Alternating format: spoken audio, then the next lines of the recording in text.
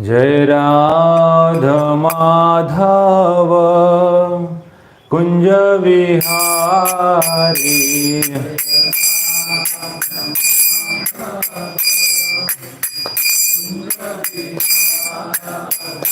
जय राधा माधव कुंज बिहारी।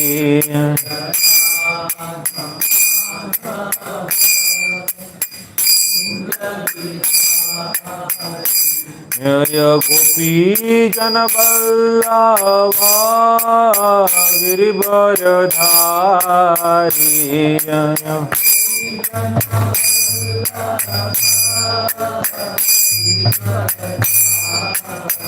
जय गोपी जन वल्लभा गिरिवरधारी।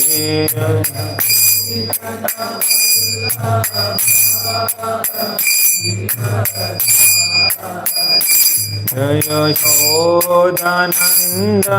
व्रज जन रंजन।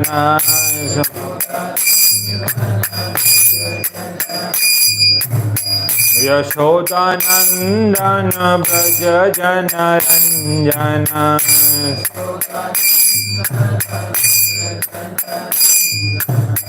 यमुना तीरा वनचारी।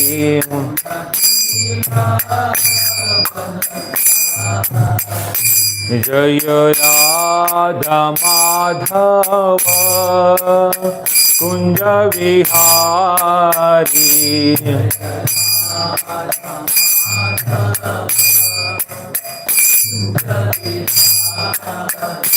हरे कृष्णा कृष्णा कृष्णा हरे हरे, हरे राम राम राम हरे हरे।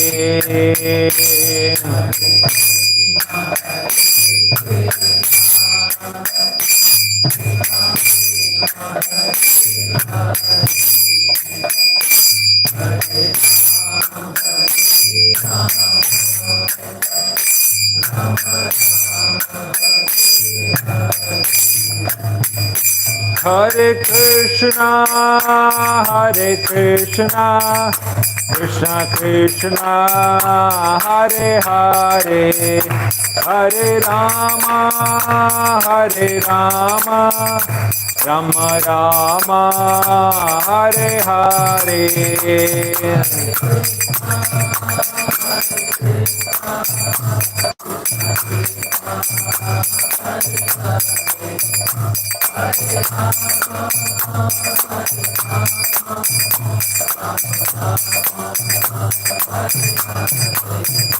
हरे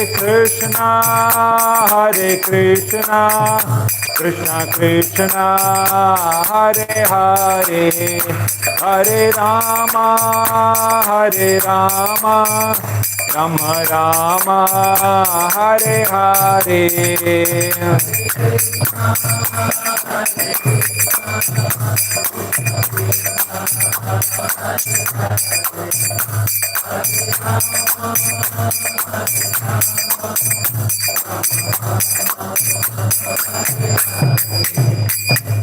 कलियुग पावन हरिनाम संकीर्तन की। ओम नमो भगवते वासुदेवाय।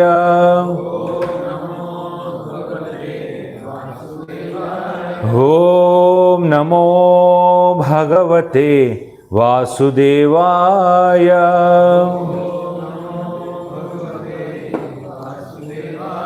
ओम नमो भगवते वासुदेवाय।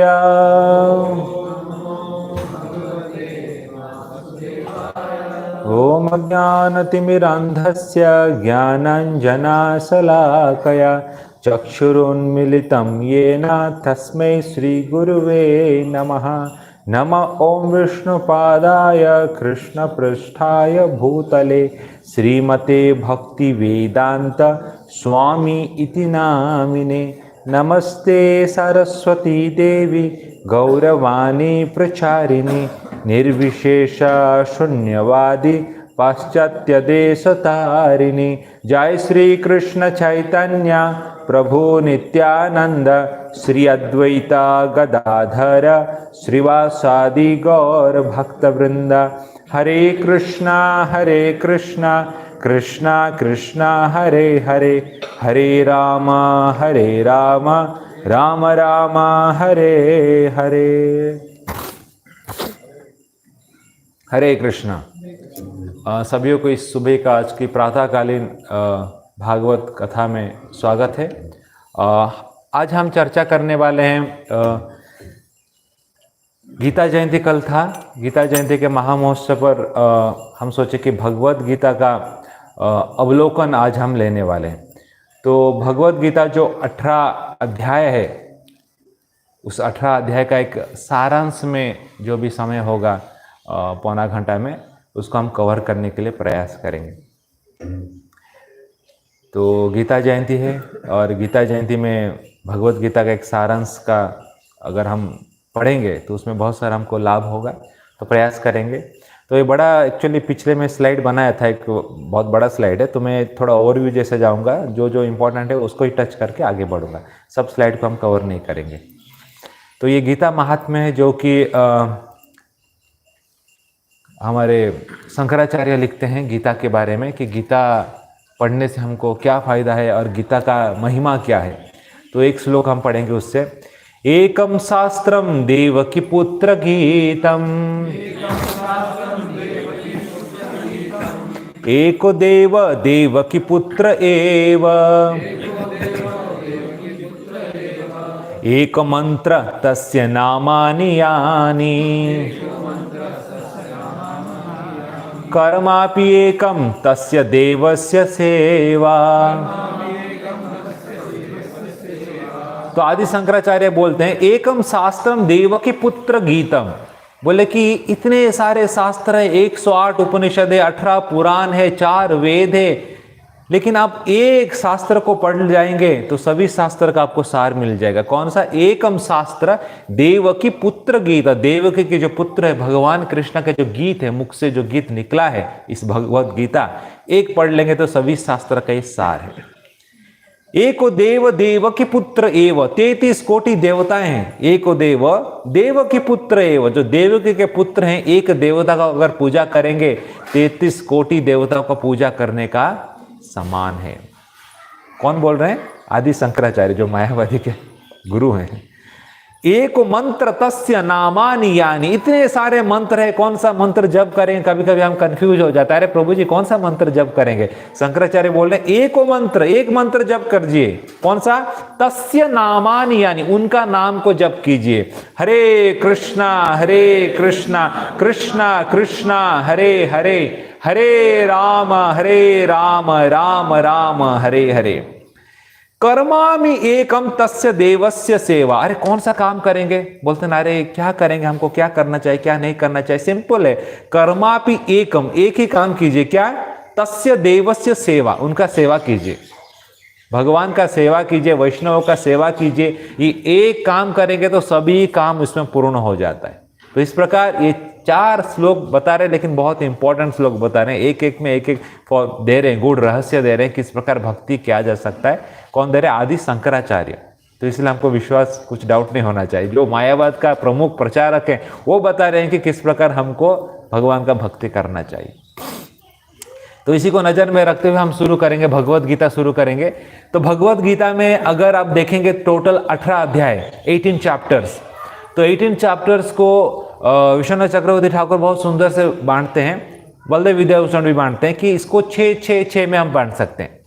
तो पहला जो 6 अध्याय है उसको भगवान कृष्ण ने कर्म योग के बारे में बताते हैं। मोटा मोटी जो सकाम कर्म योग, निष्काम कर्म योग, ज्ञान योग, अष्टांग योग, सबको एक कर्म योग के बारे में डाल दिया गया, पहला 6 अध्याय। और आखिरी का जो 6 अध्याय है ज्ञान के बारे में भगवान बताते हैं। और बीच का जो रह गया 6 अध्याय जो भगवत गीता का एसेंस है, तो इसको एक बहुत सुंदर रूप से विश्वनाथ चक्रवर्ती ठाकुर बोलते हैं कि माता जी लोग इसको रिलेट कर सकते हैं। अगर आपका कुछ कीमती ज्वेलरी रहेगा, उसको कैसे आप अच्छे एक बॉक्स में रखते हैं ना, अगर डायमंड का नेकलेस है तो उसका एक बॉक्स रहता है, नीचे एक लीड रहता है, ऊपर एक लीड रहता है और अंदर डायमंड का नेकलेस रहता है। तो नीचे का जो लीड है वो पहला 6 अध्याय कर्मयोग, ऊपर का जो लीड है वो आखिरी का 6 अध्याय ज्ञान योग है, और अंदर का जो डायमंड नेकलेस है वो क्या है, बीच का 6 अध्याय 7 से लेके 12वां अध्याय। वो एक्चुअली एसेंस है। डायमंड को रखने के लिए 2 लीड लगता है, वो कर्मयोग ज्ञान योग है, लेकिन असली एसेंस है क्या है, भक्ति योग, जो कि 7वां अध्याय से शुरू होता है 12वां अध्याय। तो मैं एक बार इधर हमारे वाड़ा में एग्जाम्पल दे रहा था, किसी को क्लिक नहीं हुआ, बोले क्या लीड, तो मैंने दूसरा एग्जाम्पल दिया, वड़ा पाव खाते हैं, वड़ा पाव नीचे एक पाव रहता है, ऊपर एक पाव रहता है, बीच में वड़ा रहता है, तो नीचे का जो पाव है कर्मयोग, ऊपर का पाव ज्ञान योग, जो अंदर का जो वड़ा है असली माल वो है भक्ति योग 7वां से। हाँ प्रभु जी समझ में आया, अभी बोले सब रिलेट कर पाते हैं। तो जो एसेंस है वो बीच का 6 अध्याय 7वां अध्याय से लेके 12वां अध्याय, जो कि भक्ति योग, जिसको बताने के लिए भगवान ग्रेजुअली स्टेज निर्माण करते हैं, धीरे धीरे बताते 7वें अध्याय में आते हैं और जहां पर भक्ति योग का बताते हैं, वो असली एसेंस है।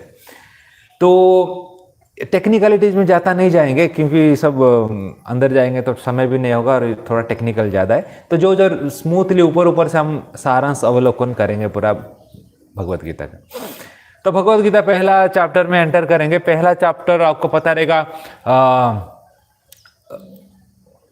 जहाँ पर बड़ा महाभारत वॉर होने वाला है और भगवान कृष्ण शांति दूत होके जाते हैं, दुर्योधन को बोलते हैं कि बेटा 5 गांव दे दो, 5 पांडव है, 5 गांव में खुश रहेंगे और तुम बाकी संसार को राजा बन के संसार में राज करो। तो दुर्योधन बोले 5 गांव क्या, एक सुई का नोक भी जहाँ रहेगा उतना भी नहीं दूंगा बोलता है। तो कृष्ण बोले तब तो युद्ध अनिवार्य है, कुछ नहीं, टाल नहीं सकते फिर, क्योंकि वो लोग क्षत्रिय है, भीख तो नहीं मांग सकते। 5 गांव दे दोगे तो अपने आनंद से वो लोग अपना शासन करेंगे और तुम बाकी राजा बनो, एंजॉय करो। तो आचार्य बोलते कि वो क्यों नहीं दे रहा है दुर्योधन, उसके पीछे भी कारण बता रहे कि उसको बहुत डर था कि अगर मैं 5 गांव दे देता हूं पांडव को, ये लोग इतने अच्छे हैं, पूरा प्रजा इनके गांव में चला जाएगा, मेरा गांव खाली हो जाएगा, खाली राजा रहूंगा, प्रजा नहीं रहेगा। तो उसको डर था कि गांव देने में प्रॉब्लम नहीं है, गांव दे दूंगा तो सब प्रजा भाग जाएंगे, सबको डरा के भी रखा था अपने साथ, कोई नहीं रहेगा मेरे साथ, इसलिए वो देने को राजी नहीं था। और वहां पर फिर दुर्योधन प्रयास करता है कृष्ण को मारने के लिए, तो भगवान कृष्ण वहां पर भी विश्व रूप दिखाते हैं, लेकिन उधर भी उसको समझ में नहीं आता है, बोलता है मायावी है, कुछ तो जादूगर दिखा रहा है, जादू दिखा रहा है, पकड़ो इसको। तो ये रहते हैं जो दुष्कृतोमान, जिसका जो अभक्त रहते हैं उनको कुछ लोग बोलते हैं ना भगवान की तरह भगवान दिखाओ, भगवान दिखाओ। इसके सामने देखिए भगवान खुद खड़े हैं और विश्व रूप भी दर्शन दे रहे हैं, फिर भी वो भगवान को भगवान नहीं मानने का, जादूगर बोल रहे हैं। तो ऐसे रहेंगे, जिनको सामने भगवान भी साक्षात्कार आ जाएंगे नहीं मानेंगे तो उनको क्या दिखाएंगे। तो इस प्रकार महाभारत का युद्ध प्रारंभ होता है, पहला अध्याय में हम देख रहे हैं। और वहां पर दोनों पक्ष में रहते हैं कौरव और पांडव। कौरव के रहते हैं 11 अक्षौहिणी सेना, पांडव के रहते हैं 7 अक्षौहिणी सेना। और वहां पर धृतराष्ट्र बहुत कॉन्फिडेंट रहता है, धर्म क्षेत्र कुरुक्षेत्र समवेत युष मामक पांडव शव किम अकुर्वत संजय। वो पूछ रहा है युद्ध हो रहा है कि नहीं, किम अकुर्वत। तो आचार्य बोलते अरे कोई होटल में जाएगा खाने के लिए तो खाएगा ना, उसमें पूछने का क्या कारण है। होटल में दोनों गए, बैठे टेबल के अंदर, खाए कि नहीं, क्या कर रहे हैं, करेंगे क्या, खाएंगे ना। कोई ग्रंथालय में जाएगा तो पढ़ेगा, तो ये लोग युद्ध में आए हैं तो युद्ध करेंगे, उसमें पूछने का क्या प्रश्न है। तो धृतराष्ट्र को बड़ा डर है कि ये धर्म भूमि है और ये पांडव जो धर्म राजा युधिष्ठिर उधर है, तो ये भूमि जो है उनको सपोर्ट करेगा।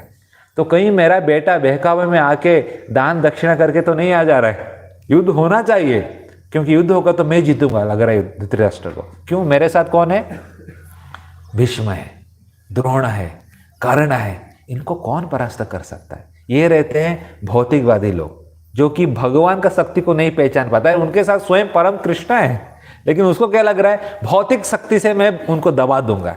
ये धृतराष्ट्र का मेंटालिटी है। तो इससे शुरू होता है, फिर दोनों पक्ष में शंखनाद होता है और वहां पर बोला जाता है जब पितामह भीष्म बजाते हैं तो शंखनाद कुछ पांडव के ऊपर असर नहीं होता, लेकिन जैसे पांडव अपना शंखनाद करते हैं, खास करके भगवान कृष्ण, सब कौरव के हृदय पूरा हिलना लगता है, डर लगता है उनको। तो ये एक संकेत है कि जो जीत होगा धर्म के पक्ष में जीत होगा।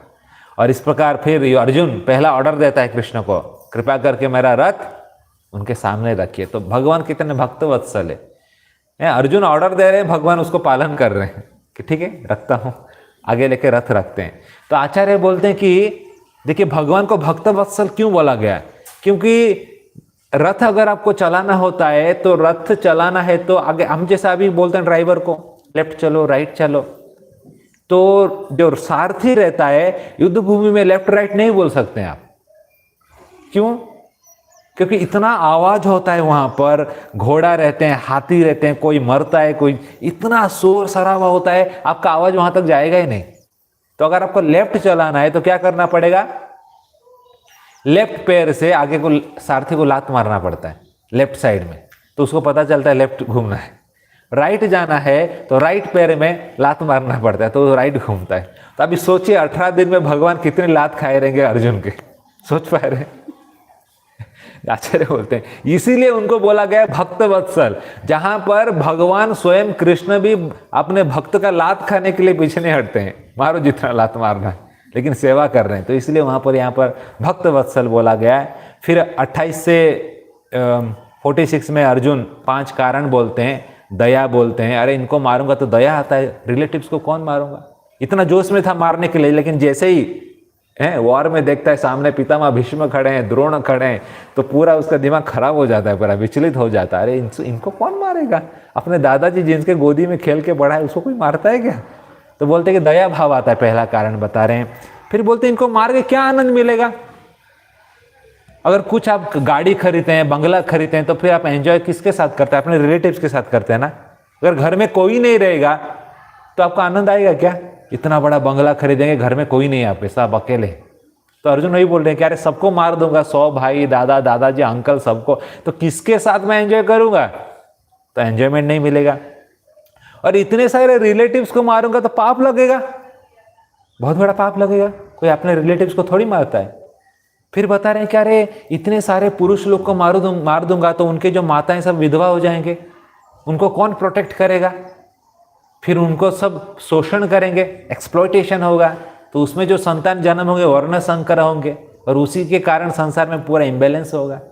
तो वो कितना दूर तक सोच रहा है अर्जुन, इसलिए अर्जुन इतने बड़े एक भक्त थे। 5 बार बता रहे हैं कि मेरा दिमाग काम नहीं कर रहा है, पूरा कंफ्यूज हो चुका हूं अभी मैं, आप बताओ क्या करने का। तो ये 5 कारण यहाँ पर बता रहे हैं, अर्जुन बता रहे हैं जिसके कारण युद्ध नहीं करना चाहते। और फिर दूसरे अध्याय में भगवान शुरू करते हैं, ठीक है बेटा, अभी अब बोल दिया, एक चैप्टर पूरा भगवान सुन लिए पूरा अच्छे से, पहला अध्याय पूरा अर्जुन ने बोला और भगवान ने सुने। अभी भगवान बोलना शुरू करते हैं। अब अर्जुन जब बोल दिया कि मेरा दिमाग काम नहीं कर रहा है, मेरा मति पूरा भ्रम हो चुका है, क्या सही क्या गलत हमें पता नहीं चल रहा है, आप कृपा करके बताइए क्या मैं करूं। तब भगवान बोलते हैं ठीक है अभी सुनो मैं बताता हूं। और दूसरा चैप्टर में भगवान बोलना शुरू करते हैं। पहले ही जो कॉन्सेप्ट भगवान बताते हैं कि हम शरीर नहीं, हम आत्मा है, देहिनोस्मिन यथा देहे कौमारम यौवनम जरा तथा देहांतर प्राप्ति धीरस्तत्र न मुह्यते। 2.13 में बताते हैं कि अरे तुम किसके लिए सब बोल रहे हो, तुम जिसके लिए रिलेशन में बता रहे हो कि ये तुम्हारे अंकल है, तुम्हारे टीचर है, ये सब तुम्हारा बॉडी रिलेशनशिप है, you are not this body, you are the soul.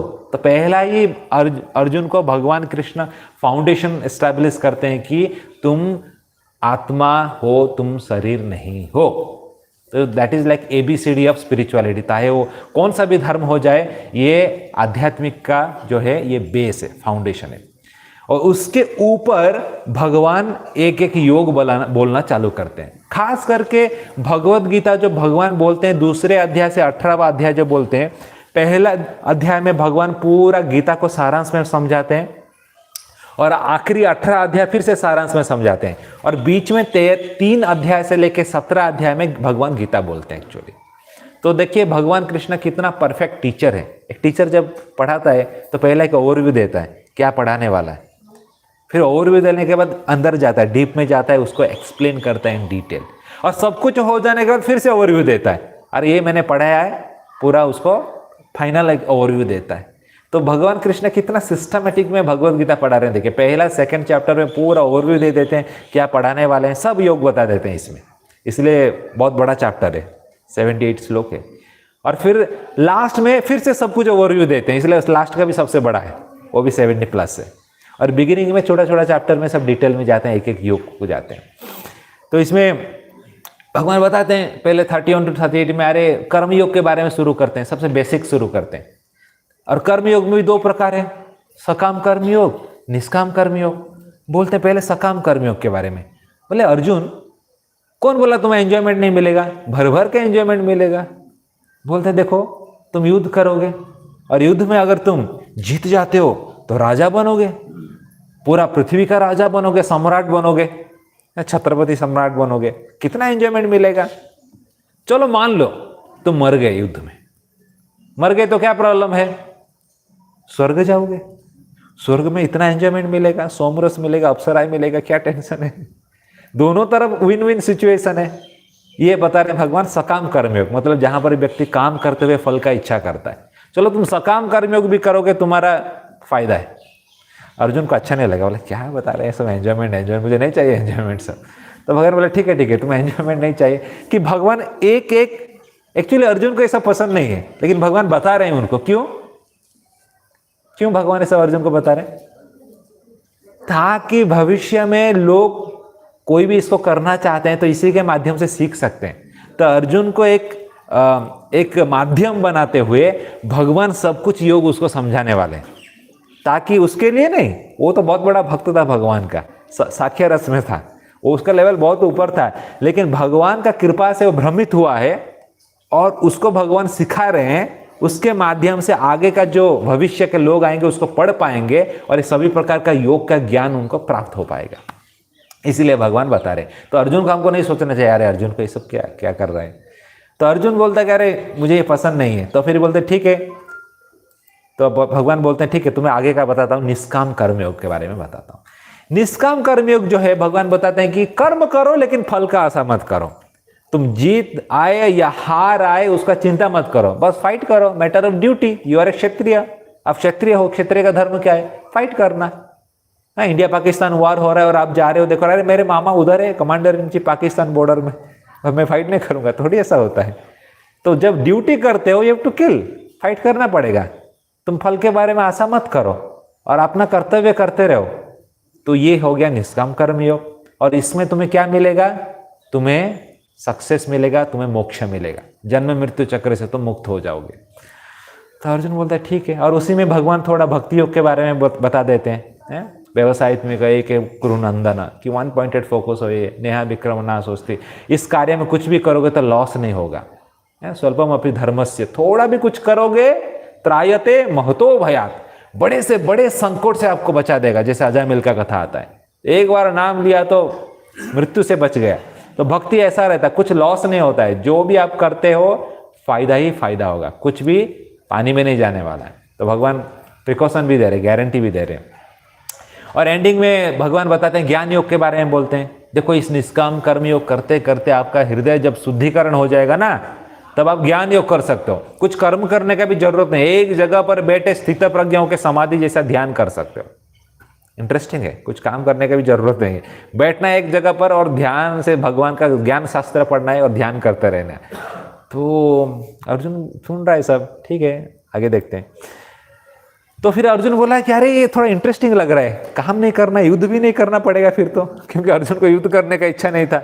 और जैसे ही भगवान बोलते हैं कि आपको एक जगह पर बैठ के समाधि होके बस ध्यान करना है, तो अर्जुन बोले ये पसंद आ रहा है मुझे, इसके बारे में थोड़ा डिटेल बताओ, थोड़ा ये स्थित प्रज्ञा क्या रहता है, कैसे बात करता है, कैसे बैठता है, क्या करता है, ये थोड़ा मुझे इंटरेस्टिंग लग रहा है।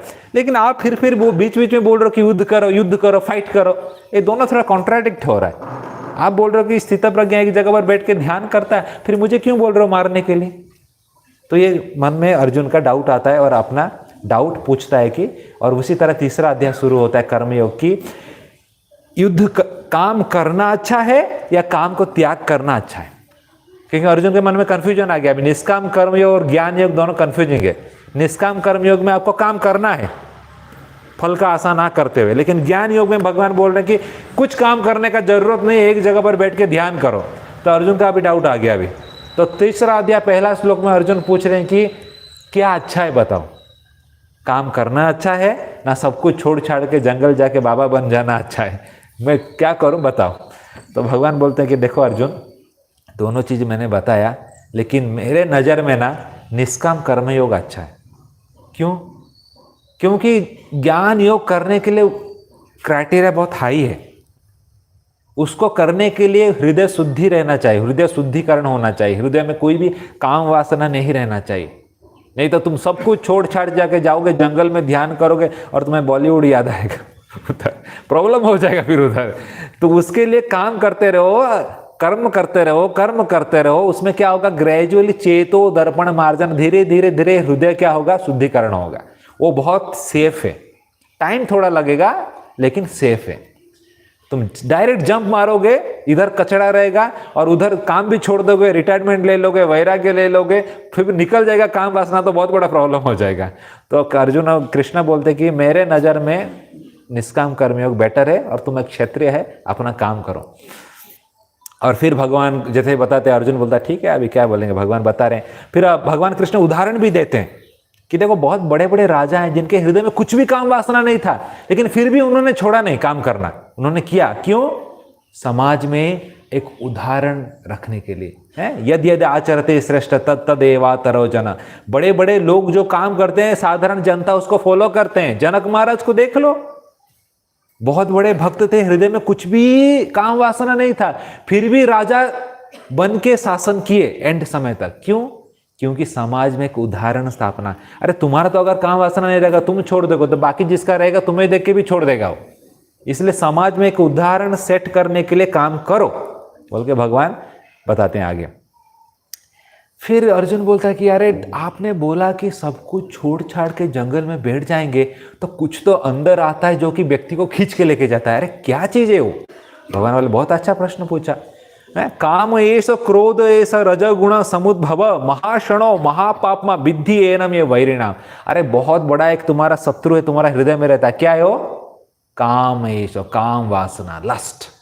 दिखता नहीं है लेकिन सबको नचाता रहता है, खींच के लेके जाता है। जब तक ये नष्ट नहीं होता है, इसको तुम ज्ञान योग में नष्ट नहीं कर सकते हो। ये क्या है? महाशणो। महाशणो मतलब बहुत पावरफुल है। महापापमा, बहुत पापी है, सब पाप काम यही करवाता है? विद्धि है ना वैरिणा, और ये सबसे बड़ा तुम्हारा शत्रु है। इसको तुम जितना भी मारोगे मरेगा नहीं। इसलिए कर्म योग से ही उसको तुम नष्ट कर सकते हो। ज्ञान योग जंप करोगे तो इसको नहीं मार सकते हो। इसलिए तुम्हारा सबसे बड़ा शत्रु है काम वासना। ठीक है। फिर बोलते हैं कि तुम्हें जो भी मैं ज्ञान बोल रहा हूं ना अर्जुन, ये कुछ नया नहीं है। एक्चुअली मैंने पहले ये सब बोल दिया था, मैं तुम्हें फिर से रिपीट कर रहा हूं। तो फिर भगवान चौथे अध्याय में बताते हैं कि ये मैंने कृष्ण बोल रहे कि मैं विवस्वानों को बताया था, फिर मनु को बताया था, इक्ष्वाकु को बताया था। इस प्रकार मैंने ये पूरा परंपरा में बताया था, जो कि मैं फिर से समय काल का प्रभाव से वो सब नष्ट हो गया था, इसलिए फिर से तुम्हें बता रहा हूं। तो कृष्ण बोले, अर्जुन बोले रुको रुको रुको रुको, तुमने पहले बताया था सब? बोला हाँ तुमने पहले बताया था, लेकिन तुम में तो फ्रेंड है, दोस्त है, एक साथ जन्म लिया हम दोनों, पहले कैसे बताया तुमने? तो अर्जुन का डाउट आ गया। अभी देखो अर्जुन का जो डाउट है ना, जबरदस्त डाउट है। एक एक डाउट में एक एक फिलोसफी, एक एक कॉन्सेप्ट क्लियर होता है। तो भगवान बोले ठीक है, बहुत अच्छा प्रश्न पूछा है। फिर भगवान 4.9 में बोलते हैं, जन्म कर्म चमे दिव्यम एवं यो वेति तत्वतः त्वक्ता देह पुनर्जन्म नैति मामेति स अर्जुन। अरे अर्जुन तू क्या लग रहा है मैं तुम्हारा दोस्त हूँ? अच्छा है, साक्ष्यरस में है, लेकिन मैं तुम्हारे जैसा साधारण मनुष्य नहीं हूँ। अरे मेरा जन्म कर्म चमे दिव्य, मेरा जो जन्म और कर्म के बारे में जो भी जान लेता है ना, एवं यो वेति तत्वतः, ऐसा नहीं कि जो इसका तत्व से जानता है मेरा जन्म और कर्म के बारे में, त्वक्ता देह पुनर्जन्म नैति मामेति स अर्जुन। एक बार शरीर छोड़ने के बाद फिर से संसार में नहीं आता है और मेरे धाम में चला जाता है। तो यहाँ पर फर्स्ट टाइम गीता में भगवान कृष्ण रिवील करते हैं कि मैं कौन हूँ, मैं कोई साधारण जीव नहीं हूँ, मैं भगवान हूँ बोल के अर्जुन को यहाँ पर हिंट देते हैं 4.9 में। तो ये सेक्शन में अर्जुन को बोला रहे इंटरेस्टिंग, पता नहीं था, मुझे तो लग रहा है हम लंगोटिया दोस्त हैं, एक साथ मिलके खेलते थे, घूमते थे, बेड में सोते थे, खाते थे, घूमते खेल सब करते थे अर्जुन। तो अर्जुन ठीक है, इंटरेस्टिंग। तो आगे बढ़ते हैं फिर। तो यहाँ पर फर्स्ट टाइम भगवान कृष्ण बताते हैं कि मैं भगवान हूँ बोल के। और फिर भगवान आगे जाके बोलते हैं कि देखो ये जो ज्ञान मैं बता रहा हूँ, इस ज्ञान को अगर आप शरणागत हो गए तो आप सभी प्रकार क्लेश से मुक्त हो जाएंगे। और फिर भगवान आगे जाके कर्म कितना प्रकार है वो बताते हैं। कर्म जो है कितना प्रकार है, 3 कॉन्सेप्ट बताते हैं, कर्म, अकर्म, विकर्म है। ये 3 प्रकार के कर्म रहता है। ये अर्जुन बोला अरे ये क्या है, 3 फिर से आ गया, एक तो कर्म में सुना था, अभी कर्म, अकर्म, विकर्म, और कंफ्यूजिंग लग रहा है। तो कृष्ण बोलते थे कर्म मतलब साधारण, जो काम करने से आपको पायस क्रेडिट मिलते, पुण्य मिलते। कर्म करेंगे तो स्वर्ग जाएंगे, लोग बोलते हैं ना, लोगों को अच्छा देते हैं, बांटते हैं, प्रसाद फूड बांटते हैं, हॉस्पिटल बनाते हैं, अच्छा कर्म करते हैं ताकि अगला जन्म अच्छा मिले, स्वर्ग में जाएंगे, ये अंबानी के घर में जन्म लेंगे, जो भी है आप समझ लीजिए, ये कर्म हो गया। विकर्म मतलब जो शास्त्र के विरुद्ध में जो करते हैं, जैसे कि 4 नियम जो पालन करते हैं उसको तोड़ना, मांसाहार करना, चोरी करना, मर्डर करना, जिसके कारण आपको नर्क जाना पड़ेगा, विकर्म, जो कि नहीं करना चाहिए। तो अकर्म भी जाएंगे, विकर्म भी जाएंगे, जो भी करेंगे संसार में घूमते रहेंगे जन्म मृत्यु चक्र में। देवता भी बोलते हैं उनका पुण्य कर्म हो गया तो नीचे क्षण पुण्य मरते लोग। तो भगवान बोले तीसरा एक इंटरेस्टिंग चीज है जो कि आपको इस जन्म मृत्यु चक्र से आगे ले लेगा, वो क्या है? अकर्म। जो मेरा भक्ति करता है वो फिर इस संसार में नहीं आता, वो कहां आता है? मेरे घर में आ जाता है। तो ये 3 प्रकार का कर्म यहां पर भगवान बताते हैं। फिर आगे हम बढ़ेंगे, चौथा चैप्टर का एंडिंग में भगवान बोलते हैं कि ये सब ज्ञान जो मैं बता रहा हूं ना अर्जुन, इसको प्राप्त करने का विधि क्या है? तद्विधि प्रणिपातेन परिप्रश्नेन सेवया उपदेक्षन्ति ते ज्ञानम ज्ञान तत्वदर्शिना। कि ऐसे ही आके क्वेश्चन आंसर करेंगे तो नहीं होगा, गुरु का शरण में जाना चाहिए, उनका सेवा करना चाहिए, और तब नम्र भाव से प्रश्न जब पूछेंगे तब ये ज्ञान मिलता है। ऐसा चैलेंजिंग एटीट्यूड में पूछेंगे तो ये ज्ञान नहीं आता है, बोल के यहाँ पर भगवान कृष्ण एक शिष्य का क्वालिफिकेशन क्या है बताते हैं। और फिर 5वां चैप्टर में अभी जाएंगे तो अर्जुन को फिर से कन्फ्यूजन आ रहा है, बोल रहे कि यार ज्ञान बहुत इंटरेस्टिंग लग रहा है, फिर लेकिन आप बोल रहे थे निष्काम कर्मयोग, दोनों में क्या है? थोड़ा कन्फ्यूजन आ रहा है फिर से। तो भगवान बोल रहे हैं ठीक है, निष्काम कर्मयोग और ज्ञान योग अगर देखें 3रा अध्याय में भगवान बताएं कि दोनों का जो क्वालिफिकेशन है अलग अलग है, ज्ञान योग अलग है, निष्काम कर्मयोग अलग है। तो यहाँ पर अर्जुन को लग रहा है कि अरे ज्ञान योग में कुछ अच्छा मिलने वाला था लगता है, मुझे निष्काम कर्मयोग में अटका देते हैं, ऊपर जाने के लिए नहीं दे रहे मुझे, ज्ञान योग इससे बड़ा लग रहा है बट मुझे अलाउ नहीं कर रहे वो प्रैक्टिस करने के लिए, बोले कि निष्काम कर्मयोग करो यही अच्छा है। तो भगवान बोले कि चिंता मत करो, दोनों का गोल एक ही है, दोनों कुछ अलग नहीं है। 5वां अध्याय में बोलते हैं निष्काम कर्मयोग और ज्ञान योग दोनों जो करोगे दोनों आपको मोक्ष देगा। निष्काम कर्मयोग कुछ छोटा नहीं है, ये भी जो देगा फल ये भी सेम देगा, दोनों का जो गोल है, डेस्टिनेशन है, एक है, इसलिए क्यों चिंता कर रहे हो, करो निष्काम कर्मयोग बोल के भगवान 5वां चैप्टर इसके ऊपर। इसलिए प्रभुपाद बोलते हैं कर्मयोग एक्शन इन कृष्ण कॉन्शियसनेस, भगवान का एक्शन करते हुए भी आप गोल को प्राप्त कर सकते हैं। ये जो मैं सब बता रहा हूँ विश्वनाथ चक्रवर्ती ठाकुर का कमेंट्री को लेकर पूरा गीता का फ्लो बता रहा हूँ। अगर प्रभुपाद का कमेंट्री पढ़ेंगे तो सभी को प्रभुपाद भक्ति योग का पर्सपेक्टिव से समझाते हैं, तो उसको मैं टच नहीं कर रहा हूँ क्योंकि गीता का ओवर भी दे रहा हूँ एक क्लास। चक्रवर्ती पाद का कमेंट्री से भगवान कृष्णा जो बताना चाहते हैं अर्जुन को फ्लो, वही मैं अभी कवर कर रहा हूँ। तो यहाँ पर फिर से अर्जुन पूछता है कि कौन सा अच्छा है, निष्काम कर्मयोग अच्छा है ना, सब कुछ त्याग करके जंगल में जाके ध्यान करना अच्छा है, क्योंकि कंफ्यूजिंग लग रहा है। तो भगवान बोल रहे कि देखो अर्जुन, फिर से बता रहे हैं कि निष्काम कर्मयोग सेफ है, सिक्योर है, इसलिए ये करो। और आप जो सोच रहे हो ना दोनों अलग अलग, कुछ अलग नहीं है। निष्काम कर्मयोग भी आपको मोक्ष देगा, ज्ञान योग भी आपको मोक्ष देगा, इसलिए निष्काम कर्मयोग मेरा पॉइंट ऑफ व्यू से अच्छा है।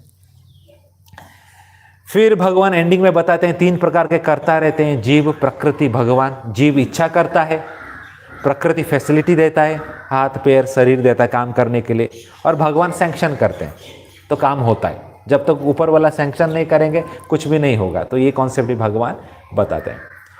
और फिर भगवान बताते हैं जो व्यक्ति उस स्तर में चला जाता है उसका नजरिया कैसे रहता है। विद्या विनय संपन्न ब्राह्मण गवि हस्तिनी, सभी जीव को एक नजरिया से देखता है, चाहे वो हाथी हो, बैल हो, कुत्ता हो, चींटी हो, सभी को एक नजरिया से देखता है। इस प्रकार 5वां अध्याय समाप्त करते हैं।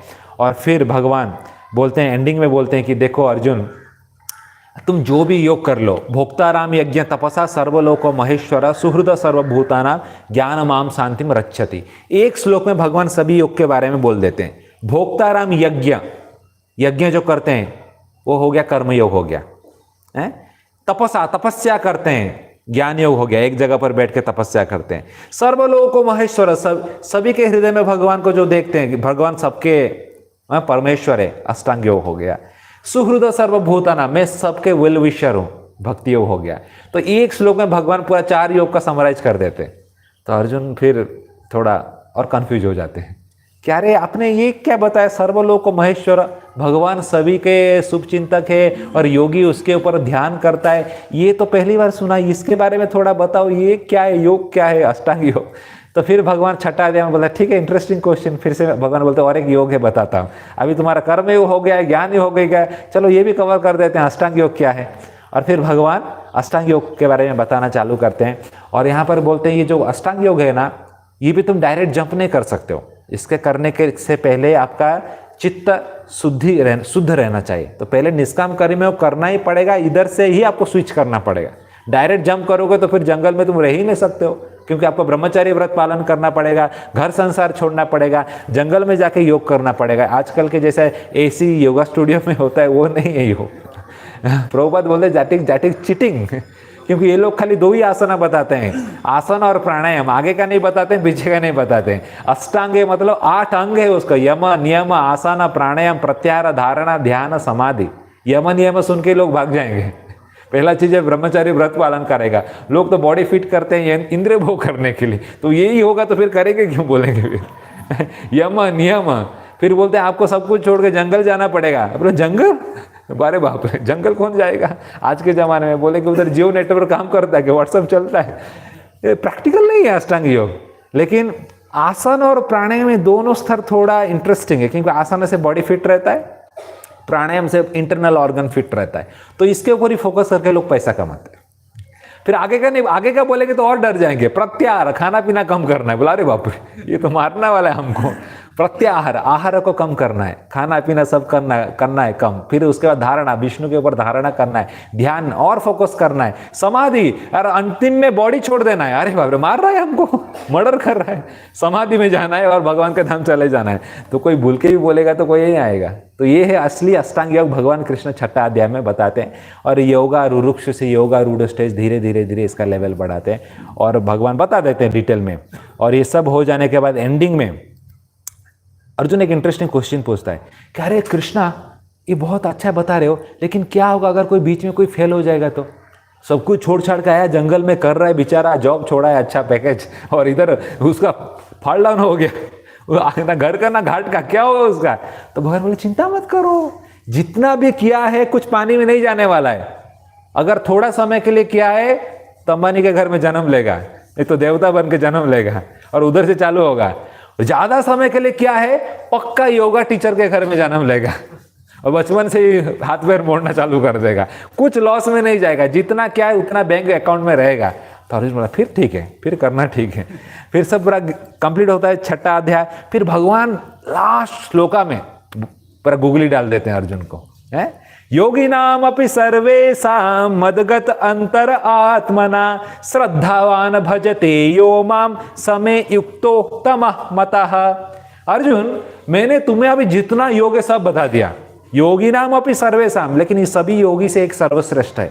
कौन? मदगत अंतरात्मना, जो अंतरात्मा ने हमेशा मेरे बारे में सोचते रहता है। श्रद्धावान भजते यो माम, श्रद्धा से मेरा भजन करता है। समय युक्त तम, युक्त तर युक्त तम, good better best, in my opinion he is the best योगी।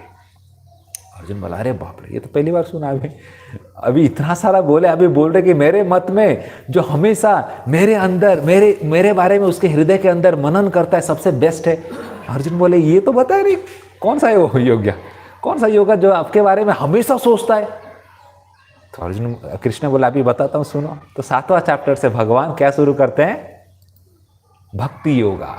तो अभी तक भक्ति योगा भगवान शुरू नहीं किए थे। कर्म योग बता दिए, ज्ञान योग बता दिया, अष्टांग योग बता दिए। अभी बोले कि सभी योग से ना सबसे सर्वश्रेष्ठ कौन है? भक्ति योग है। अभी वो बता रहा हूं सुनो, इंटरेस्टिंग। तो 7वां अध्याय से भगवान भक्ति योग बताएंगे। 12वां अध्याय, 6 चैप्टर देते हैं, बाकी सबको एक चैप्टर में निपटा लिए। लेकिन जब भक्ति योग आता है 6 चैप्टर देते हैं, because that is the essence of Bhagavad Gita. वो पाव है, वड़ा है, दोनों पाव के बीच का एसेंस है। तो उसको ज्यादा मैक्सिमम टाइम देते हैं पूरा डिटेल में एक्सप्लेन करने के लिए। और शुरू करते हैं 7वां अध्याय और 8वां अध्याय। तो ये जो 6 अध्याय है, इसको भी बलदेव विद्याभूषण बोलते हैं, भक्ति भी बहुत प्रकार का रहता है। तो पहला जो 6 अध्याय है उसको गुणीभूत भक्ति बोलते हैं। मतलब आप कर्म योग करो, अष्टांग योग करो, ज्ञान योग करो, जो भी करो, अगर भक्ति का एलिमेंट उसमें नहीं रहेगा ना, आपको मोक्ष नहीं मिलेगा। मतलब भगवान कृष्ण को मानना पड़ेगा कि वो भगवान है और उनको प्रेयर करना पड़ेगा, तभी जाके आपको मोक्ष है जो है आपको मिलेगा। उनको अगर नहीं मानेंगे, आप जितना भी अष्टांग करो, जंगल में जाओ, ध्यान करो, आपको फल नहीं मिलेगा। इसको गुणीभूत भक्ति, मतलब 90% आपका कर्म ज्ञान योग है और 10% आपका भक्ति है। वो पहला 6 अध्याय है। और 7वां और 8वां अध्याय में भगवान अभी बता रहे हैं प्राधान्यभूत भक्ति।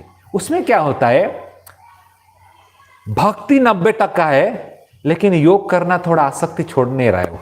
अरे कैसे छोड़ दूं इसको, इतना किया है मैंने। कर्म ज्ञान योग थोड़ा अटैचमेंट है, छोड़ता नहीं, उसको थोड़ा पकड़ के रखता है।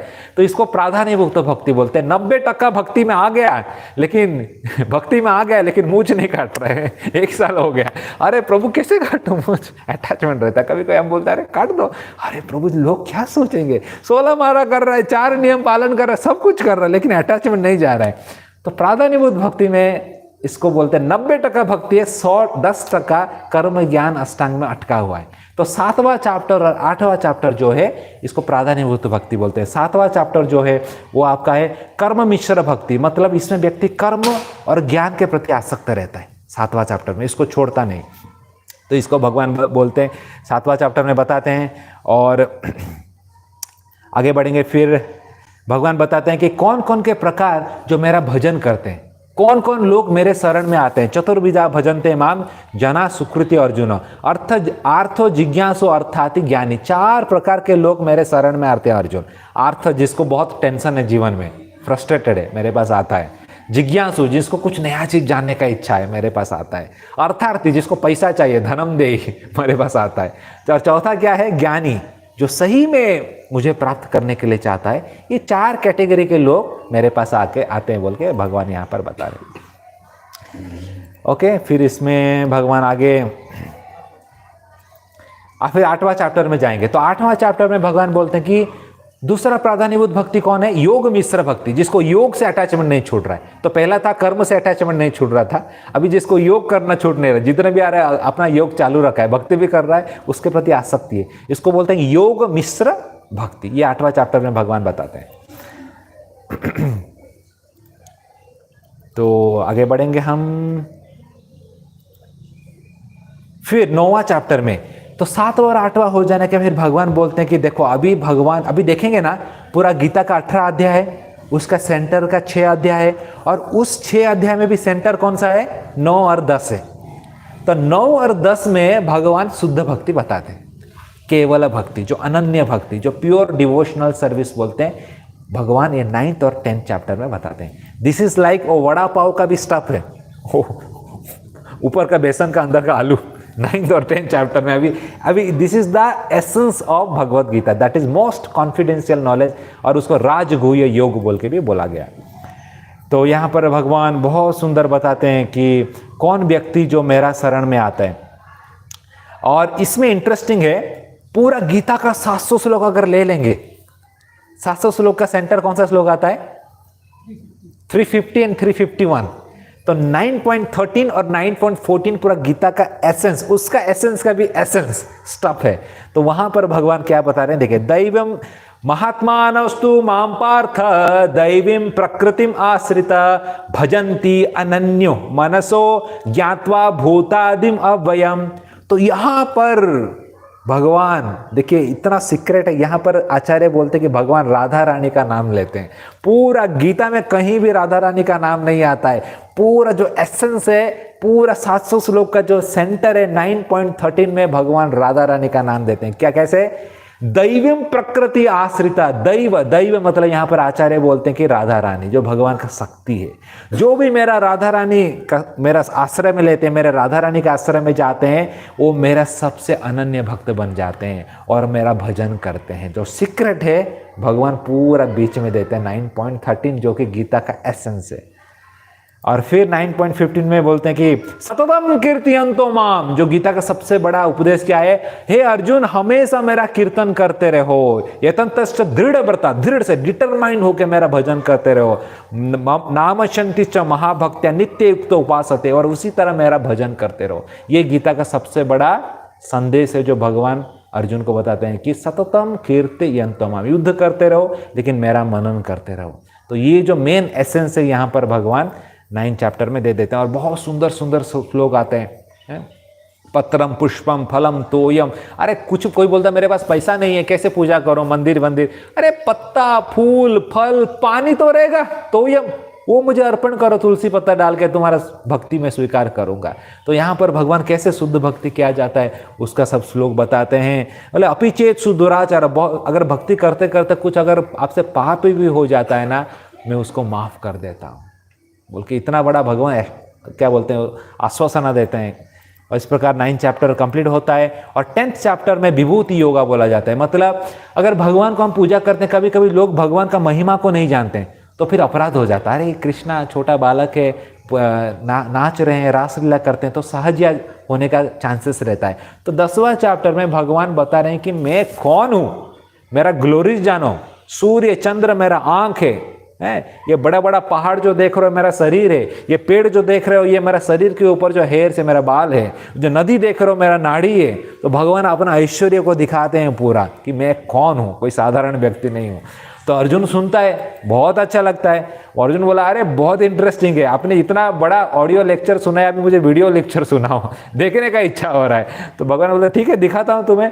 तो 12वां अध्याय में भगवान फिर बताते हैं कि यूनिवर्सल फॉर्म दिखाते हैं, विश्व रूप दिखाते हैं। कि अभी ऐसा होता है ना, कुछ ट्रेलर देखते हैं, कुछ म्यूजिक सुनते हैं, बॉलीवुड का म्यूजिक पहले रिलीज होता है, सुनाते हैं पहले, फिर देखने का इच्छा होता है थिएटर में जाके। ये सब स्टैटिस्टिक कृष्ण से ही आया है। कृष्ण पहले ऑडियो सुनाते हैं अच्छे से, अर्जुन का जैसे ही इच्छा बढ़ जाता है वीडियो देखने के लिए, पूरा 11वां अध्याय में पूरा वीडियो से शुरू करते हैं, पूरा विश्व रूप दिखाते हैं। और अर्जुन को देखने को नहीं हो रहा तो 3D चश्मा पहनाते हैं, उसको शक्ति देते हैं और दिव्य चक्षु दिलाते हैं। और फिर अर्जुन देखते हैं अरे बाप रे कौन है ये रे, इतने बड़े हैं, 33 कोटि देवता हैं और सूर्य चंद्र सब हैं, और ये कौरव लोग उनके मुंह में घुस रहे हैं, मर रहे हैं सब। भीष्म कर्ण द्रोण सब मुंह में जाके सब पेस्ट बन रहे, ग्राइंडिंग मोटर जैसे होता है ना, सब सर सिर हाथ पैर सब चटनी हो रहा है। तो कृष्ण बोलते हैं देखा बेटा मैं कौन हूं। अर्जुन बोले अरे बाप रे, बोले गलती हो गया माफ कर दो, क्योंकि अर्जुन अभी तक भगवान को अपना मित्र सोच रहा था। फिर अर्जुन पूरा गाना गाना चालू करता है कि अरे क्या क्या आपके साथ मैंने किया है, एक बेड में सोए हैं, एक थाली में खाए हैं, मस्ती किए हैं, खेले कूदे, अरे गलती हो गया माफ कर दो, पता नहीं था आप भगवान हो। तो कृष्ण बोलते हैं कि देखो बेटा अर्जुन, मैंने तय कर लिया इस कौरव को मारने का। जिस क्षण द्रौपदी का वस्त्रहरण हुआ था उसी क्षण मैंने तय कर लिया था कौरव का विनाश होगा, और ये मेरा प्लान है। तुम युद्ध करो या ना करो मैं सबको मारने वाला हूं, लेकिन अगर मेरा प्लान में तुम शामिल हो जाते हो तो सब श्रेय में मिलेगा, है ये तुम्हारा हाथ में है। तो अर्जुन बोला ठीक है युद्ध करता। तो ये हो जाता है आपका 11 अध्याय हो जाता है। फिर 11 अध्याय होने के बाद 12 अध्याय में भक्ति के बारे में भगवान बोलते हैं, क्योंकि इतना बड़ा दिखा देते हैं विश्व रूप, तो अर्जुन थोड़ा कंफ्यूज हो जाते हैं कि ये भगवान साकार है ना निरंकार है। ये इतना विश्व रूप दिखाया आकाश में, इधर उधर सर मुंह सिर सूर्य चंद्र, तो साकार निराकार में थोड़ा कंफ्यूज हो जाता है अर्जुन, भगवान का असली रूप क्या है। तो भगवान बोले कि अरे बेटा मैं कौन हूँ। भगवान बोले मयि आवेश्य मनो ये हम नित्य युक्त उपासते, श्रद्धा है, श्रद्धा से कोई मेरा भक्त मेरा पूजा करता है मुझे प्राप्त करता है। और भगवान बोलते हैं कि क्लेशो अधिकर, जो निरंकार रूप को पूजा करते ना, क्लेशो अधिकर तरस, बहुत डिफिकल्टीज है उसमें, क्योंकि ध्यान करना साकार रूप को ध्यान करना आसान है, निरंकार रूप को कैसे ध्यान करोगे हे अर्जुन। इसलिए मेरा जो अस्तित्व है साकार रूप है और उसको पूजा करना बहुत आसान है। तो भगवान खुद क्लैरिफाई कर रहे हैं फर्स्ट सेक्शन में कि मैं साकार हूं, मैं निरंकार नहीं हूं। और फिर भगवान यहाँ पर 12 चैप्टर में भगवान इंटरेस्टिंगली 4 श्लोक में बताते हैं कि भक्ति का 4 स्तर, सबसे बेस्ट सबसे ऊपर स्तर कौन सा है, स्मरणात्मिका भक्ति। मतलब हमेशा जो व्यक्ति मेरे बारे में सोचता है, जैसे भाव स्टेज में अर्जुन बोला अरे मैं तो उस स्तर में नहीं यार, मैं नहीं सब सोच सकता हूँ आपके बारे में हमेशा 24 आवर। ठीक है, दूसरा स्तर है मन हमेशा नहीं सोच रहा है तो बुद्धि से सोचो, मन जिधर भी जा रहा है, बुद्धि शास्त्र पढ़ के मेरे बारे में सोचो, उसको क्या बोलते हैं, मननात्मिका, रुचि और आसक्ति स्टेज में। कृष्ण अर्जुन बोलता है, अरे ये भी टफ लग रहा है यार, हमेशा बुद्धि से कैसे शास्त्र पढ़ो। तो अर्जुन कृष्ण बोले ठीक है, तीसरा स्टेज है अभ्यास रूप, प्रैक्टिस करो। ये तो निश्चल थी, मन इधर इधर भटक रहा है, लेके आओ फिर से, प्रैक्टिस प्रैक्टिस, एक्समैन परफेक्ट, जिधर जा रहा है लेके आओ, खींचो, लेके आओ, प्रैक्टिस करो। हाँ ये थोड़ा प्रैक्टिकल लग रहा है, तो ये निष्ठा स्तर में। लेकिन कोई बोल सकता है ये भी थोड़ा इम्प्रैक्टिकल लग रहा है, तो भगवान बोले ठीक है, ये सबसे लास्ट स्टेज है, इसके नीचे कुछ नहीं। क्या है, कार्य रूप, सेवा करो मेरा, मंदिर में आओ, मार्जन करो, जप करो, भागवत पढ़ो, मन लगे या ना लगे घिसो, सेवा करो, बॉडी को लगाओ मन में, सुनो। अभी जैसे हम सुन रहे हैं, बोल रहे हैं, मंदिर में मार्जन कीजिए, कुछ ना कुछ सेवा पकड़ लो, बॉडी को एंगेज करो। मन आपका इधर उधर भटकेगा चलेगा, लेकिन बॉडी को एंगेज करो, ये कार्य रूप है। ये सब, इसके नीचे कुछ नहीं है अर्जुन, इसके नीचे और कुछ नहीं है। और ये करते करते धीरे धीरे कार्य रूप से अभ्यास रूप से मननात्मिका स्मरणात्मक होकर भाव स्टेज में जा सकते हो। तो कोई इसमें भगवान पूरा 9 स्टेज ऑफ भक्ति वो भी बता देते हैं, आचार्य बोलते हैं। कोई बोलेगा ये भी नहीं हो रहा है, फिर तुम भक्ति मत करो, फिर निष्काम कर्मयोग करो, कुछ तो अच्छा काम करो, दान दक्षिणा करो, हॉस्पिटल में गरीबों को खिलाओ, ये निष्काम कर्मयोग करो। लेकिन भक्ति का इसमें नहीं आता है, ये मिनिमम है कि बॉडी को मेरा सेवा में लगाओ, और सबसे मिनिमम है। तो ये 12 स्टेज में बता देते हैं डिटेल में। फिर 13वां अध्याय में भगवान प्रवेश अभी करते हैं कि इतना सब कुछ भक्ति तो मैंने बता दिया है, सब हो गया। तो अभी 13वां अध्याय में बोलते हैं कि ज्ञान, मेरा ज्ञान भी रखना चाहिए, खाली भावुक होकर भक्ति नहीं करना चाहिए। मैं कौन हूँ, संसार क्या है, इसका थोड़ा ज्ञान रखना चाहिए। तो 13वां चैप्टर से लेकर 18वां चैप्टर जो है ज्ञान योग के बारे में भगवान बताते हैं, ज्ञान क्या है। तो 13वां चैप्टर में भगवान बताते हैं कि 3 प्रकार का चीज रहता है, प्रकृति, जीव, भगवान। ये तीनों के जो रिलेशन में सब कुछ संसार चलता है। जीव इच्छा करता है, प्रकृति फैसिलिटेट करता है, और भगवान सैंक्शन करते हैं और काम होता है। ये आपका हो गया 13वां चैप्टर में भगवान बताते हैं। अर्जुन पूछता है 6 चीज क्या है, भगवान उसको उत्तर देते हैं।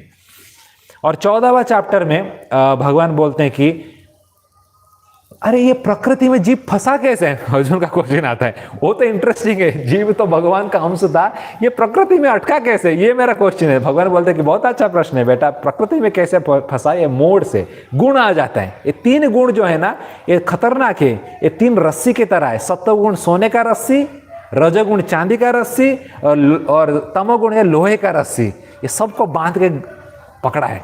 कोई बोलेगा अरे ये लोहे का जेल में है, अरे मैं देखो सोने का जेल में हूँ, सोने का बार से मेरे पास। बोला मैं चांदी का जेल में हूँ। अरे जिधर भी हो जेल में हो तुम, है चाहे वो तुम सात्विक बनो, राजसिक बनो, तामसिक बनो, इस भौतिक संसार में ही फंसे हो, और ये 3 गुण तुमको बांध के रखा है। ये 14वां अध्याय में भगवान अर्जुन को बताता है। और कभी कभी कौन सा गुण ऊपर आता है, अभी सुबह का टाइम है, ये सत्वगुण का टाइम है, सुबह का ब्रह्म मुहूर्त के टाइम में सत्वगुण ऊपर रहता है, इसलिए आध्यात्मिक जो पालन करते हैं इसी टाइम में करना चाहिए। और जैसे जैसे 9-10 बज जाता है रजोगुण बढ़ता है, सब दौड़ते हैं, लोकल में ऑफिस जाना है सब देखो कैसे दौड़ते रहते हैं, रजोगुण का टाइम है 10, 11, 12। और जैसे जैसे सूर्यास्त होता है तमोगुण बनता है, सब चोर चपाटे सब एक्टिव हो जाते हैं उनका टाइम आ जाता है। तमोगुण में सब खराब काम होता है, लूट मार मर्डर, सबका तीनों का टाइम है। तो कौन सा टाइम में क्या करेंगे तो फायदा होगा, तो भगवान ये सब डिटेल में बताते हैं। और कौन सा गुण में मरेंगे तो क्या फायदा होगा, डिटेल में सब पूरा 14वां अध्याय में भगवान बताते हैं। और बताते हैं कि अरे अर्जुन बोलता है अरे इस गुण से मैं कैसे निकलूं, तो बोला बहुत सिंपल है, माम चो अभ्य विचार है ना, भक्ति योग है ना सेवते, अभी बताया ना 6 अध्याय भक्ति योगा, भक्ति योगा करो, ये 3 गुण से परे चले जाओगे, सिंपल है। अर्जुन ठीक है करेंगे भक्ति योगा। तो ये बताते हैं 14 अध्याय। फिर 14 अध्याय में सब बताने के बाद भगवान बोलते हैं कि ये जो गुण है ना, ये भौतिक संसार जो चल रहा है, तुम्हें लग रहा है संसार ही सब कुछ है, संसार कुछ नहीं है, माया संसार है, असली संसार ऊपर है, उधर जाना है। तो भगवान एक सुंदर उदाहरण देते हैं। कौन सा उदाहरण, बट वृक्ष का। एक बट वृक्ष जो रहता है, बोलते हैं अर्जुन तूने देखा है उल्टा बट वृक्ष देखा है क्या। अर्जुन बोला उल्टा बट वृक्ष, उल्टा बट वृक्ष किधर आ गया, ये तो देखा नहीं मैंने, देखा नहीं ना। तो यही माया है। नदी के किनारे जाओ और अगर उधर पेड़ रहेगा तो नदी में कैसा दिखेगा, उल्टा दिखेगा ना। सोचो नदी के किनारे एक आम का पेड़ है और ये मई जून का समय है, पका हुआ आम लगा है, नदी में आप देखेंगे तो नदी में भी पका हुआ आम दिखेगा। कोई बोलेगा अरे इतना बड़ा आम है, और पानी में कूद ही मारेगा और अंदर जाएगा, मिलेगा उसको? मर जाएगा, नहीं मिलेगा।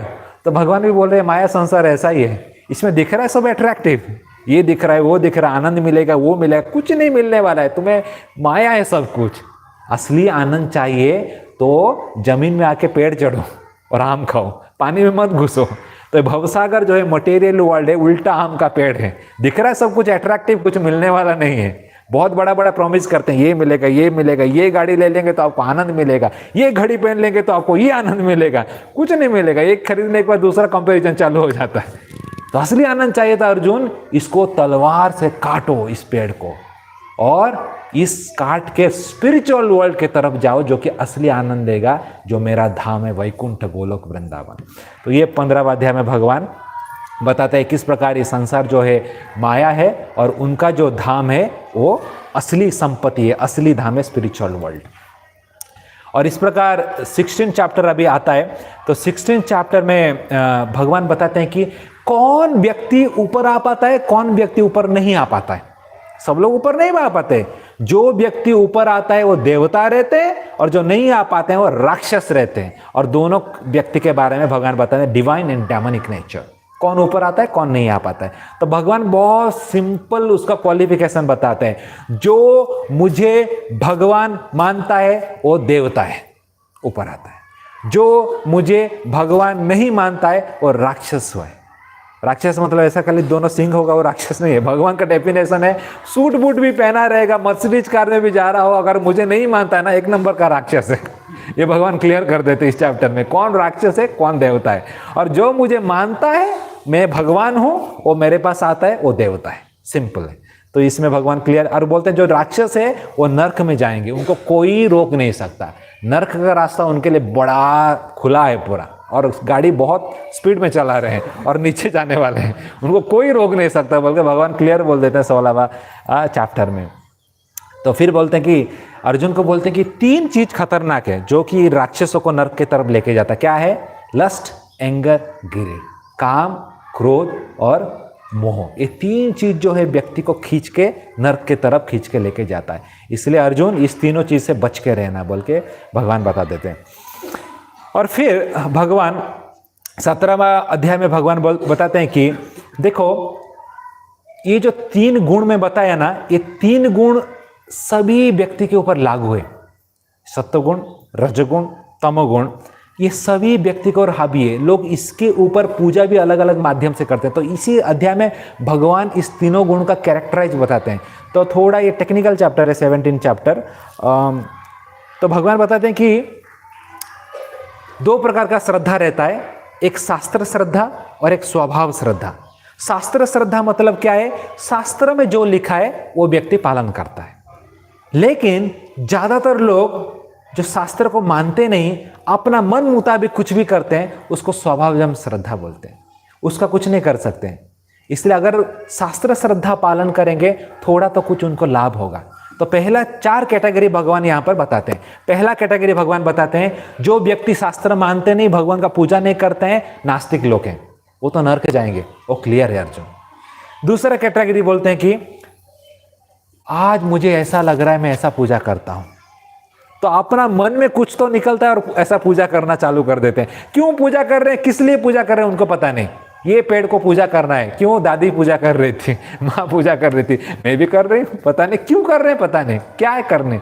तो अपने एक इमोशन के कारण वो लोग पूजा करते हैं। वो 3 प्रकार के हैं। सात्विक, कभी कभी देवता को पूजा करते हैं, लेकिन कैसे पूजा करना है उनको पता नहीं, क्योंकि शास्त्र नहीं पढ़ रहे हैं। गणपति जी को हाथ में बैट लगा देते हैं, बैट पकड़ा देते हैं और बॉल पकड़ा देते हैं, पूजा करते हैं। कौन सा शास्त्र में लिखा है पता नहीं। इस कैटेगरी में आएगा सात्विक में। बुलेट में बिठा देते हैं, पुलिस बना देते हैं, क्या क्या नहीं बनाते हैं, क्या कितना अपराध कर रहे हैं सोचिए। शास्त्र के विरुद्ध के पूजा जब करते हैं तो इस स्वभावजन्य श्रद्धा बोलते हैं। राजसिक, यक्ष राक्षसों को पूजा करते हैं। तामसिक, भूत पिशाच को पूजा करते हैं, तांत्रिक, ये सब इसमें जाता है। और फिर भगवान बोल रहे कि अर्जुन और एक कैटेगरी है शास्त्रीय श्रद्धा, जो शास्त्र पढ़ के प्रामाणिक रूप में पूजा करते हैं, लेकिन 3 गुण में रहता है। सात्विक कैसे है? ज्ञान योग, अष्टांग योग, निष्काम का, जो हमने पहला 6 अध्याय हमने देखा, वो सात्विक में जाएंगे। फिर राजसिक कैसे है? सकाम कर्मयोग, युद्ध करके। सेकंड चैप्टर में मैंने आपको बताया स्वर्ग का कामना करना, लेकिन शास्त्र के हिसाब से करता है, सकाम कर्मयोग, इसमें भी जाएगा। तामसिक दीति जैसे थी, दीति भी भगवान विष्णु का पूजा कर रही थी, लेकिन इंद्र को मारने के लिए वो भी भक्ति कर रही थी, लेकिन ऐसा बेटा चाहिए था जो इंद्र को मारेगा, तो ये तामसिक पूजा हो गया विष्णु का। तो इस प्रकार शास्त्रीय पूजा इस प्रकार है। और फिर शास्त्रीय पूजा जो है तीनों गुणों से परे है, वो क्या है? शुद्ध भक्ति। और शुद्ध भक्ति में भी दो, साधका सिद्ध। हम जो कैटेगरी में आते हैं कौन सा है? साधका, मतलब है, लेकिन हमारे भी 3 गुण है। कभी कभी अच्छा सत्व गुण रहते हैं, अच्छे से बात करते हैं, राजसिक रहते हैं तो कभी कभी किसी को झाप भी देते हैं तो साधका भी तीनों गुणों में रहते हैं, लेकिन ये भगवान का भक्ति करता है। और सिद्ध जो है वो तीनों गुणों से परे चले जाता है, जैसे कि शुद्ध भक्त रहते हैं, वो 3 गुण में नहीं रहता है, वो 3 गुण के परे चले जाता है। तो इस प्रकार ये 4 कैटेगरी 17वें अध्याय में भगवान कृष्ण डिटेल में बताते हैं। फिर सब कुछ बताते हैं, अरे अर्जुन कौन सा भी चीज ले लो ये 3 गुण में डाल सकते हो। खाना भी ले लो, सात्विक खाना है राइस दाल चावल, राजसिक खाना है पानी पूरी चटपटा, तामसिक खाना है नॉनवेज है, कोई भी ले लो, इस 3 गुण में तुम डाल सकते हो। लेकिन कंडीशन है जो तामसिक चीज रहता है उसको मुझे ऑफर मत करना। सात्विक राजसिक चलता है, चटपटा पानी पूरी ऑफर कर सकते हो, हाँ नॉनवेज मत ऑफर करना। तो एक क्लैरिफाई करते हैं आचार्य कि सात्विक राजसिक मुझे ऑफर करते हैं बट नॉट तामसिक। और फिर 17वां चैप्टर एंड होता है। और 18वां चैप्टर में जिस प्रकार मैंने बताया कि सेकंड चैप्टर में अगर आपको याद है मैंने बताया था पूरा गीता का भगवान कृष्ण ने ओवरव्यू दिया था, अभी भगवान सब कुछ बता दिया। अब 18वां चैप्टर में फिर से ओवरव्यू दे रहे हैं, पूरा समराइज कर रहे हैं। पहला 12 श्लोक में भगवान कर्मयोग क्या है समराइज कर रहे हैं, पहला 6 अध्याय। फिर 13 से 18 में भगवान लास्ट 13 से 18 चैप्टर का उसको समराइज कर रहे हैं। इंटरेस्टिंग है, 13 से 18 श्लोक में 13 से 18 चैप्टर भी कितना सिस्टमेटिक व्यासदेव उसको सेग्रीगेट करते हैं। तो लास्ट 6 चैप्टर को भगवान फिर से समराइज कर रहे हैं और भगवान बोलते हैं अर्जुन मैंने जो भी आपको बता दिया 5 चीज इंपॉर्टेंट है, इस 5 चीज को लेकर आगे बढ़ना है। 5 चीज तुम्हारे पास है, सक्सेस सुनिश्चित है, क्योंकि अभी युद्ध करने का समय आ गया है। अधिष्ठानम तथा कर्ता कारणम च पृथक विधा विविध च पृथक चेष्टा दैवीम च वित्र पंचमम। ये 5 चीज सक्सेस का फॉर्मूला है। क्या 5 चीजें? पहला क्या? अधिष्ठानम, जहां पर युद्ध हो रहा है, धर्मभूमि तेरा सपोर्ट में, चिंता मत करो है। सेकंड क्या है? कर्ता, अभी तू युद्ध करेगा। सेकंड कारणम, तुम्हारे पास गांडी वो है, चिंता मत करो। और क्या है? चेष्टा, पूरा चेष्टा लगा दो। ये 4 चीज इंपॉर्टेंट है। उसके साथ ये 5वां अगर किसी के साथ नहीं है तो कभी भी सक्सेस नहीं मिलेगा। 4 है लेकिन 5वां नहीं है तो सक्सेस नहीं मिलेगा। 5वां क्या है? दैव। बोलते ना अगर इधर नहीं है तो क्या होगा? कपाले नाई को घी टकटका ले होई वो घी, बोलते हैं बंगाल में कहावत है। अगर आपका कपाल में घी नहीं लिखा है, प्लेट को टक टक करेंगे तो घी किधर से गिरने वाला है नहीं मिलेगा। इधर लिखना चाहिए किस्मत में। तो अर्जुन को बोल रहे हैं 4 के 4 तुम्हारे पास रहेगा, लेकिन दैव नहीं रहेगा तो जीत नहीं सकता। लेकिन चिंता मत करो, मैं तुम्हारे साथ हूं। दैव कौन है? कृष्ण, कि मैं तुम्हारा साथ हूं, क्यों चिंता कर रहा है? ये 4 कम भी रहेगा, टेंशन मत लो। उधर भीष्म कर्ण है, बड़े बड़े महारथी है, तुम्हारे पास नहीं है, फिर भी चिंता मत करो क्योंकि मैं तुम्हारा साथ हूं और जीत तुम्हारा ही होगा, बोल के भगवान यहाँ पर अर्जुन को थोड़ा क्लैरिफाई कर रहे हैं। फिर 19 to 66 श्लोक में भगवान ये सब बता रहे हैं, जो ये अभी बीच का जो 7वां से 12वां चैप्टर है ना, किस प्रकार फिर से अलग अलग प्रकार के गुण के बारे में बता रहे हैं। और फिर एंडिंग में भगवान प्राधान्यभूत भक्ति के बारे में बता रहे हैं। निष्काम कर्म योग से कैसे ज्ञान योग, अष्टांग योग वो डिटेल में बताते हैं, प्राधान्यभूत भक्ति बताते हैं। और 64 से 66 में भगवान केवल भक्ति बताते हैं, प्योर डिवोशनल सर्विस फिर से बताते हैं। और यहाँ पर भगवान बताते हैं कि कौन जो व्यक्ति है जिसको भगवत गीता बताना चाहिए। एंडिंग मैसेज भगवान बता रहे हैं, ये सबके लिए बता रहे हैं कि कौन व्यक्ति जिसको आप भगवत गीता प्रचार कर सकते हो। 4 क्राइटेरिया बता रहे हैं भगवान, जो अपने इंद्रियों का संयम किया रहेगा, दूसरा जो मेरा भक्त रहेगा, तीसरा जो नम्र रहेगा, चौथा जो एनवियस नहीं रहेगा। ये 4 क्वालिटी जिसके पास है उसको आप भगवत गीता का ज्ञान दे सकते हो अर्जुन, क्योंकि अभी हो गया भगवत गीता कंप्लीट हो गया। यहाँ पर और एक बार भगवान रिपीट करते हैं, सततम कीर्तियन्तो माम मदियाजी माम नमस्कुरु, मेरा पूजा करो, मेरा नमस्कार करो, मुझे हमेशा भक्त बन के पूजा करो, बोल के भगवान गीता यहाँ पर समराइज कर देते हैं। गीता का जो मैसेज यहाँ पर कंप्लीट हो जाता है। और यहाँ पर भगवान एंड मैसेज देते हैं गीता किसको बोलना चाहिए। और फिर भगवान बोलते हैं कि किसी को अगर गीता का मैसेज आप दोगे तो क्या होगा। भगवान बताते हैं कि तुम्हें सबसे जो मेरा जो अनन्य भक्ति है वो प्राप्त होगा अर्जुन। और अगर कोई गीता पढ़ता है तो उसको क्या फायदा होगा। वो गीता जो भी पढ़ता है, ये अर्चा विग्रह है, तो भगवान बोले जो गीता पढ़ता है मुझे ज्ञान से पूजा कर रहा है, वो भी मुझे पूजा कर रहा है लेकिन अपना ज्ञान से पूजा कर रहा है। फिर भगवान बोलते हैं कि चलो गीता कोई सुनेगा तो उसका क्या फायदा होगा, सभी प्रकार के पापों से मुक्त हो जाएगा और मेरे धाम में आ जाएगा, ये उसका फायदा है। और एंडिंग में 18.73 याद कीजिए, पहला श्लोक गीता का है। धृतराष्ट्र संजय को पूछ रहे थे कि धर्म क्षेत्र कुरुक्षेत्र वहां में क्या हो रहा है, दोनों समागम में आए, युद्ध हो रहा है कि नहीं। तो यहाँ पर अभी संजय क्लैरिफाई कर रहे हैं युद्ध होने वाला, क्योंकि धृतराष्ट्र को आनंद आ रहा है कि अर्जुन रो रहा है, गांडीव अस्त्र नीचे छोड़ दिया है। तो धृतराष्ट्र बोल रहे कि अरे वाह, ये तो अच्छा हो गया, बिना युद्ध के जीत मिल जाएगा। तो धृतराष्ट्र को थोड़ा अच्छा लग रहा था। संजय क्लैरिफाई करे, ज्यादा खुश मत हो जाओ है। अर्जुन उवाच नष्ट मोह स्मृति लब्धा त्वत्प्रसादान् मया अच्युतः स्थितोस्मि गता संदेह करिष्य वचना तव। हे भगवान कृष्ण, करिष्य वचना तव, मैं आपका वचन जो भी है करने के लिए रेडी हूं। नष्ट मोह, सभी प्रकार का मोह मेरा नष्ट हो चुका है, बोलो किसको मारना है, उसको मारने के लिए मैं रेडी हूं। तो अर्जुन पहली बार कॉन्फिडेंटली बोल रहा है, अभी तक बोला नहीं था। तो यहां पर मतलब जो भगवान कृष्ण ने बोले वो अर्जुन समझ लिया, समझ के उसको डाइजेस्ट कर लिया, अभी एक्ट करने के लिए रेडी है। गांडीव को फिर से उठा रहा है, खड़ा हो रहा है। और यहां पर हमारा संजय धृतराष्ट्र का भी बोल रहे हैं कि बेटा धृतराष्ट्र है, बचपन से तो अंधा है और आध्यात्मिक दृष्टि से भी अंधा है, उठ जाओ और देखो क्या हो रहा है। क्या बोल रहे हैं, यत्र योगेश्वर कृष्ण यत्र पार्थ धनुर्धर तत्र श्री विजय भूतिर ध्रुव नीतिर मतिर ममहा। बोले कि हे मूर्ख धृतराष्ट्र, यत्र योगेश्वर, जहां पर योगी राज कृष्ण है, जो सभी योगी के राजा हैं, यत्र पार्थ धनुर्धर, जहां पर उनके सबसे बड़ा भक्त कृष्ण है, पार्थ है, तत्र श्री विजय, वहां पर विजय सुनिश्चित है। ये भूल जाओ कि तुम जीतने वाले हो। दोनों खड़े हो चुके हैं, अर्जुन भी अपना गांडीव उठा चुका है, AK-47, अभी युद्ध चालू होने वाला है और पूरा कॉन्फिडेंटली है। उसका जो भी मोह था, दादाजी गुरु सब कुछ अभी चला गया है, क्योंकि भगवत गीता सुन चुका है, इसलिए जीत सुनिश्चित है बोल के यहाँ पर संजय भगवत गीता का अंतिम श्लोक बोल के यहाँ पर भगवत गीता का विराम देते हैं। जय श्री भगवत गीता की, अनंत कोटि वैष्णव वृंद की, हरे कृष्ण।